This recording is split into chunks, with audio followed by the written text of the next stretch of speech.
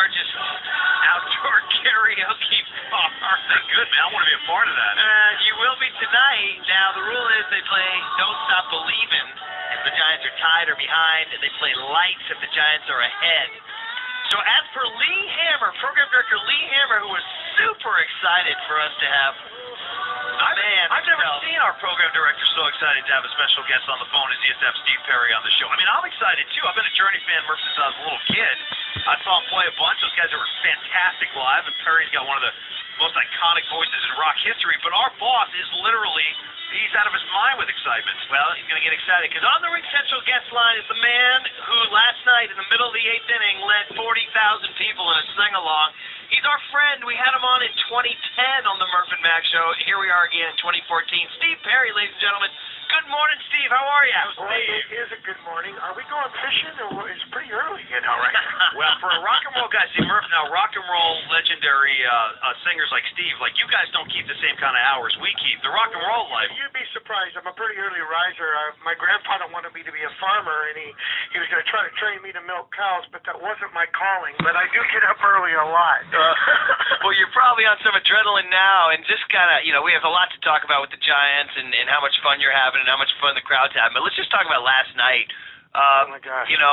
From the get-go, how nervous were you? How nervous are you going into these things? From the very beginning, 4-1, it was freaking me out. I think, come on, let's not go down this road. And it was just brilliant that Bochy just, he pulled Vogelsong. He knew Vogelsong was having a hard time. And for whatever reason, I was watching this umpire, and I'm just, all due respect to the umpire, I don't want to piss him off, but he wasn't getting anything. He wasn't getting no calls. And so between the two of them, he just pulled him, and Pettit got in there and took care of it. And I felt like, well, we finally have a bit of a groove going now. So now we got a game going, Hey, Steve, I'm going to ask you for some advice here because my partner. Advice? Now wait a minute. Well, here's the thing. No, it's about anticipating a big moment because Murph and I and you, we're all part of this as fans, and we're sitting here today and we're all excited. We got Bumgarner on the hill. The scenario's perfect, but like. How do you make sure we don't get too ahead of ourselves, or even you for yourself? It's real easy for me. In fact, to be perfectly honest with you, I didn't really want to talk today because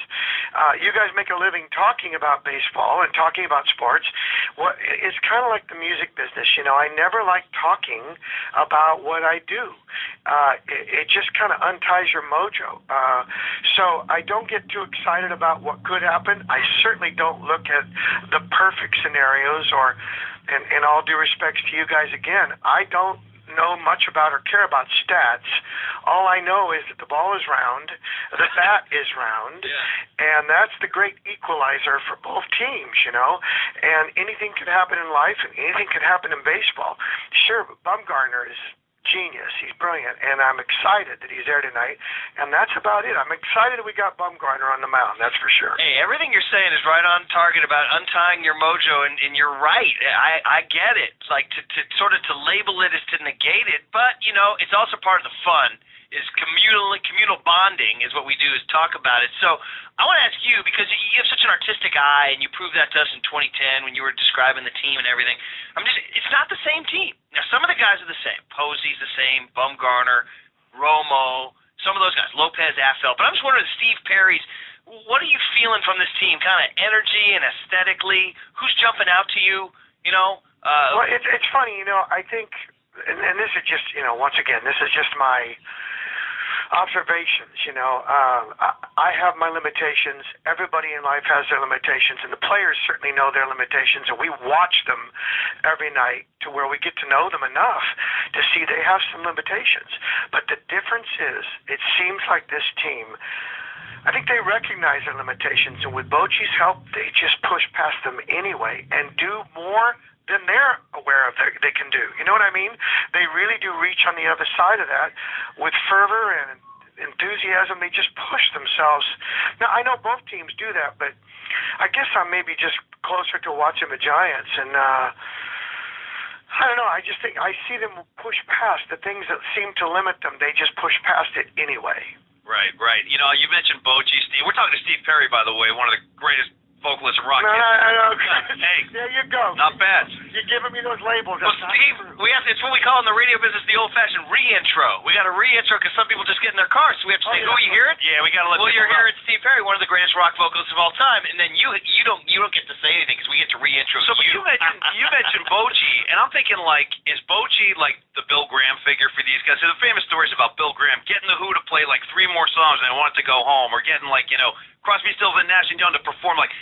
Bruce Bochy last night I thought was masterful, Steve. I mean, he puts guys out there that are really kind of unknown, I think, nationally. Guys like Juan Perez, right? Guys like Joaquin Arias. They all delivered the big moment. So do you see, I mean, in terms of a leader, is Bochy that guy when you look at this team the way Bill Graham was for your whole community? Well, there's no doubt that certain key figures like Bill and Bochy do kind of sit in an area by themselves. I mean, they do get you to do things somehow that you just want to rise to their requests, and somehow they get people to play for them. And I think Bochy's that kind of guy. And I've had the pleasure of being on batting practice on the field a few times and got to talk to him, and he is a pretty charismatic cat. You'll walk up to you, and first of all, he's about 9 feet tall, and he looks down at you, and he's a very big guy, and he just kind of talks, "How you doing? How's it going?" Yeah. He said to me, I was at the Dodger game, and I was on batting practice, and he says, "Hey, Steve," I said, "Yeah." He said, "You got some runs for us tonight?" Nice. I said, "I got him for you in a secret spot. We got him." Problem is, I couldn't find him. That was. But I want to say one thing. One of the themes of some of our other wonderful playoffs and World Series was the torture continues. It's torture, blah blah blah. I got to tell you, I got a new one. I think torture comes with sort of a sense of entitlement. We don't have that. We do not have a sense of entitlement as a team. A friend of mine said something the other day. I said, "Man, this is amazing. This is amazing. It's tough." He said, "If it was easy, it wouldn't be fun." And I thought that was genius. If this was easy, it wouldn't be fun. So, It's very true, Steve.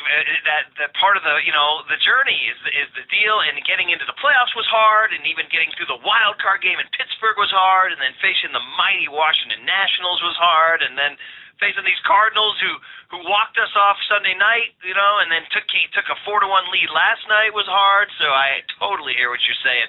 Yeah. I'm wondering about a guy like you. You got such an eye. Sort of circling back on that other question about guys that jump out.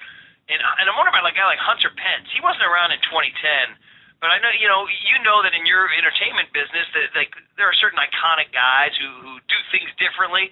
Has he caught your eye at all? Well, of course. Yeah. I mean, Pence has been from the very beginning a guy who just does it how he knows how to, which is different than the norm. He's a unique cat. He dresses unique. He swings the bat almost as good as I do. It looks out of character, but he gets it done. And everybody has their own unique way of getting it done, and he certainly is one of a kind. But his enthusiasm and his never lay down drive is, man, you can't find a cat more dedicated. And it all fits together, because the other guy I wanted to ask you about is the guy who's the most least rock and roll guy out there, and that's the clean-cut, beaver cleaver Buster Posey. But, I mean, first of all, the guy's now cementing his legend by age 27. He's one win away from his 3rd World Series at age 27. But, Steve, he's got no rock and roll in him. He's not dressing differently. He's not swinging differently. I wonder how how much you appreciate and enjoy a guy who's so conventional like Buster. Well, I think what you said at the beginning of this conversation is what Buster's about. He's not flamboyant. He doesn't want to, show that to anyone, because I don't think he has any of that. I think he's just kind of zen about it. He's just. I'll tell you what. Let me give you this example. I never did interviews when I was in the music business, and people used to really put me down for it. I wouldn't talk about music because I thought talking about music was like singing about architecture. It made no sense to me, So what I was going to do is I was going to go out there, and I was going to play, I was going to sing, and when I was done, I walked off and didn't say anything anymore. Because if you're not focused on that, then there's nothing else to really talk about anyway. And I think that Buster knows that the game is anything can happen. Anything can happen in rock and roll. You lose your voice in a second. You just don't talk about it. Play. Just play, shut up, and play. Love it. Love it. Hey, and Steve, part of the great experience about going out to AT&T Park, especially when we got a situation like this with the NLCS, we're knocking on the door for the World Series. I mean, you know what? It's really a communal experience, right? I mean, it brings a lot of different kinds of people together that probably normally wouldn't be sitting together in a stadium, and we're all applauding for the same thing, and you become a big part of that, man. And in the eighth inning, when you get into the don't stop believing moment, I mean, you are, again, I mean, it's great. You're rocking a stadium full of people. Do you still get a charge out of that? Does that still kind of gas you when you get to live that out? I have not been in a situation like that in many, many years. You guys know that. And I was asked to lead them, during the middle eight. And wow, it's a real charge. In fact, sometimes I have to calm myself down because I start to hang over the balcony and stuff like that. We saw you, man, yeah. I get excited, I got so excited last night. I was so excited last night that I guess I looked different. And one of the security sort of like hosts, this older gentleman, grabbed me and was trying to protect me from me. Right. He thought I was a crazy fan going to go after me, and he tackled me. Yeah. He literally. So I'm running down the aisle to the front during the solo of lights. Because we play lights when we're winning, we play don't stop when we're tied or losing. So we're playing lights last night, and he grabs me and won't let me go. So I think I got so excited that I looked like somebody who was a threat to me. That is awesome. Steve, I saw it. I was sitting not far from you, just drinking it all in, and I was like, oh my, there's a guy grabbing him. Yeah. What's going on? And Steve, we were wondering if it was part of the James Brown prop thing, Yeah. Throwing a cape over James Brown. It wasn't. Believe me, I had to say a few superlatives that this guy would get the F off of me. Okay. Well, man, I got to tell you, and it just seems like you lose yourself in the moment, right? I mean, you just got to, yeah, you just got to let yourself go. And can you hear everybody singing back at you? Because on the Fox Sports 1 broadcast, they came back and said you turned AT&T Park into the largest karaoke bar in America. It was, but I had to tell the music director there. I had to say you got to keep turning the system up because that system has limiters on it, and they only play it so loud. So I said the problem is if I get them going and they're all singing, I can't hear the music because I don't have inner ear monitors. I'm listening to the house like everybody else. So yesterday I had to tell him you got to turn the mains up again, dude. I can't hear it out there. So he did. I could hear it last night. Awesome. And also, I think the one they did the other night, they didn't do the guitar solo. Am I right? It's like a re-edit. Yeah, they edited that. Yeah. That was my mistake. You know what happened? I said, you guys have, over the season, have played, Don't Stop Believin', and somebody decided to go in and re-edit Pro Tools and extend it or shorten it, and they did a kind of non-great musical chop to it. I heard it wasn't so flattering. Right. So the other day, I went into my Pro Tool rig. I said, "Can I just make it one that's a little more flattering musically, and I'll send it to you via email." Well, I thought some will win, some will lose, some are born to sing the blues. That third verse probably be appropriate for baseball, but I made a mistake because everybody throughout the season has been listening to their arrangement. Right. So they went into the bridge, and I went, "Okay, let's play yours tonight."